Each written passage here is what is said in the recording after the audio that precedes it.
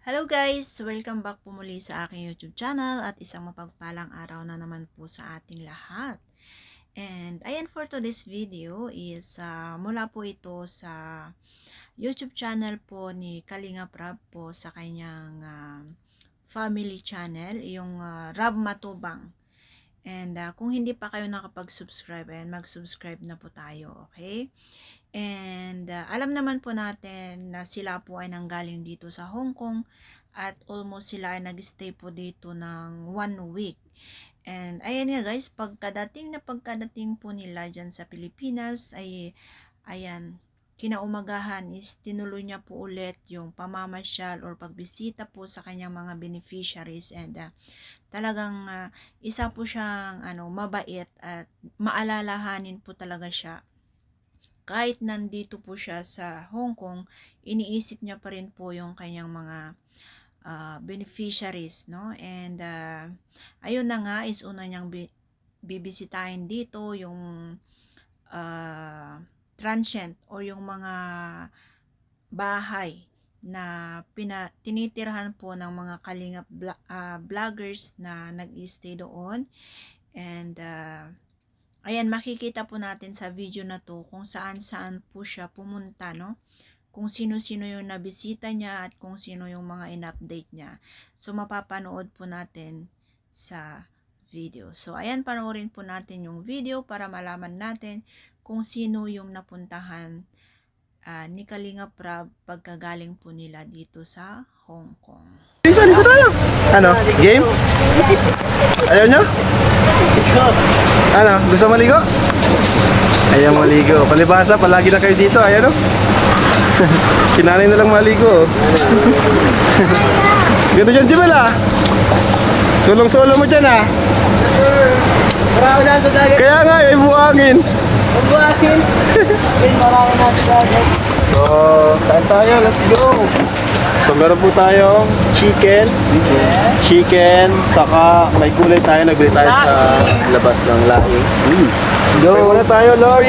Thank you, Lord. At ligtas kami nakabalik dito sa Pilipinas, dito sa Bicol. Salamat po sa pag-iingat nyo sa aming travel na nakaraan sa Hong Kong. Salamat po sa buhay ng mga taong gabay at masikaso sa amin doon, sa mga supporters doon. Maraming salamat po, Panginoon. At binigyan niyo po kami ng mga supporters at viewers na talagang sobra akong magmahal po sa atin. Lord, salamat po sa pagkain ito. Maging kalakasan po ito sa aming lahat. Salamat po sa Tres Marias na kasama namin. Upang mayroon silang lakas sa kanilang pag-aaral. Mga dalangin in Jesus' name. Amen. Let's go! Ay tayo guys. Kayo, ha? Yung plastic na ulit. Ha? Kain kayo ha? Kuya, yung plastic.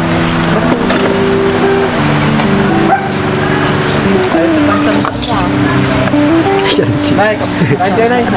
Paborito. Bigyan ko sila. Oh, Bea. Kumbak ko na sila. Wala kang nagay.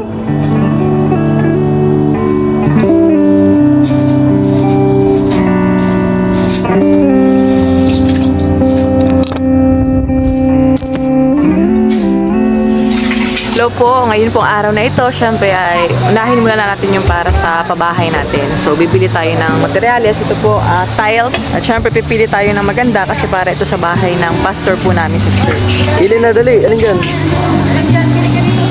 Turo. Alin dyan? Ay, yan? Pili ka.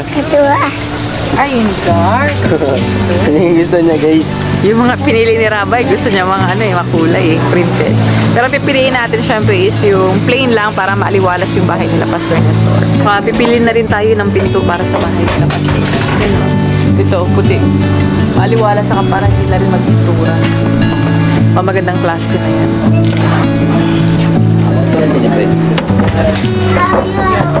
Ay, busing. Okay na pare. Ay, pakay pa tayo na lang. Go.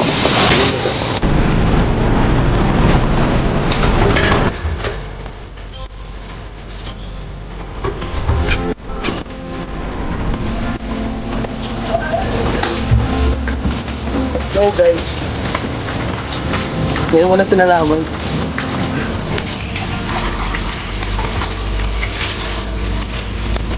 kuya yun. Oh, bilis. Ganda. Nice.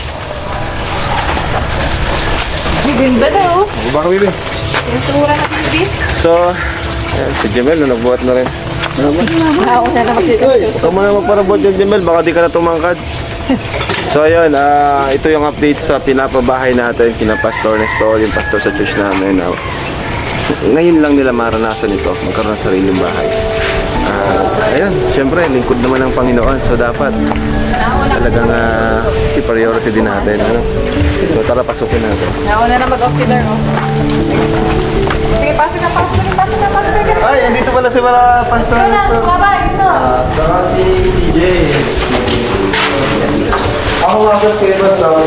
TJ, mabay sa akin. At inaano ko. Kumusta po, Pastor? Okay na? Kita po daw. Bilis lang, di ba? Bilis lang kayo. Dalilan lang.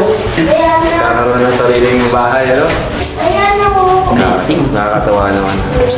Amazing din ito. Magkaroon ng sariling bahay. Deserve niyo po ito, Pastor. Actually, kulang pa nga ito eh. Kasi medyo nahuli, di ba? Pero at least. Please, daran tayo yung blessing. Lubos ako nagpapasalamat. Unang-una ka sa Diyos, na siyang kumikilos at kay Kuya Bal na talaga kaming magkasama. At kay Kuya Ram na siyang ginamit para sa may sa katuparan ito. Dito ay pangarap ko rin na magkaroon ng sariling bahay, pero ito na yung katuparan.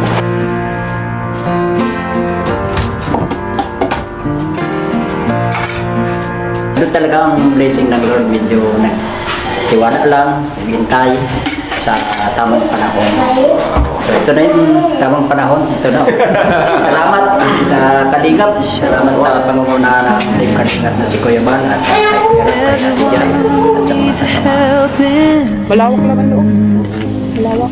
Everyone needs someone to rely. Nakakatawa, no? Ang lapit lang pati sa church, oh. Ayun yung church po. Ito yung bahay nila. Ito naman po, kay na Tito yan. Yan po yung next natin, kay na Tito Julius. Kalingap Village, andun yung bahay ni Pure Help, andun. Bahay ni JP Alibio, doon naman. Taga-Kalingap pala ni. Kalingap Village na nga to eh. Yan po kay David. Kay David yan? Ay, kakatuwa, ano? Tawag na siya ng bahay. Nag-asawa na siya. So, ayun po. Gumaganda na yung panahon. Kapalapit na yung summer. At nakabalik na kami ng Pilipinas. Muli po, thank you so much po sa inyong lahat dyan sa supporters namin sa Hong Kong. Yan, kina Ate Fe, Ate Maya, and Ate Shang, Ate Sheng. Salamat po sa inyo dyan. Hindi ko na po kayo maisa-isa. Sobrang dami po ninyo. Si Ate Bel, yan. Sino pa? Ate Tatsuki. Dami po nila. Pasensya na po kung iba di ko mabanggit. Maraming salamat po sa pagkasigaw sa amin sa Hong Kong. At ayun, tuloy tayo sa mga mission natin dito sa Bicol. Mga pabahay natin ay tuloy-tuloy pa rin. Si Jaja, kina Pastor Nestor, kina Supermac po, yung ribbon cutting na lang po yun at gamit na lang po yung kailangan doon. And next is pumunta po sila doon sa Tres Marias na kung saan yung mga mahiyain, ayan, binisita niya at binigyan niya po sila ng pasalubong, no?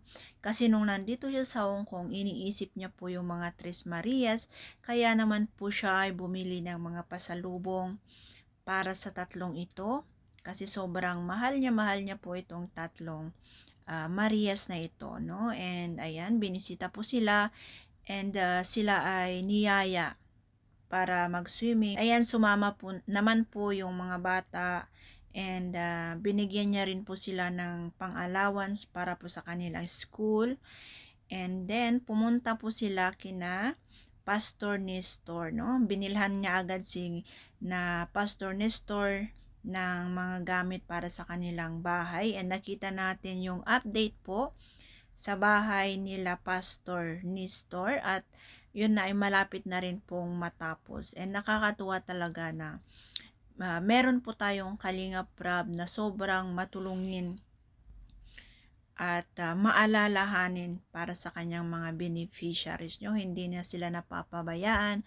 At ayan nga po ang update natin sa pagdating nila Kalinga Prab dyan sa Pinas, no? Talagang agad-agad siya po ay bumisita sa kanyang mga beneficiaries at sa lahat ng kanyang mga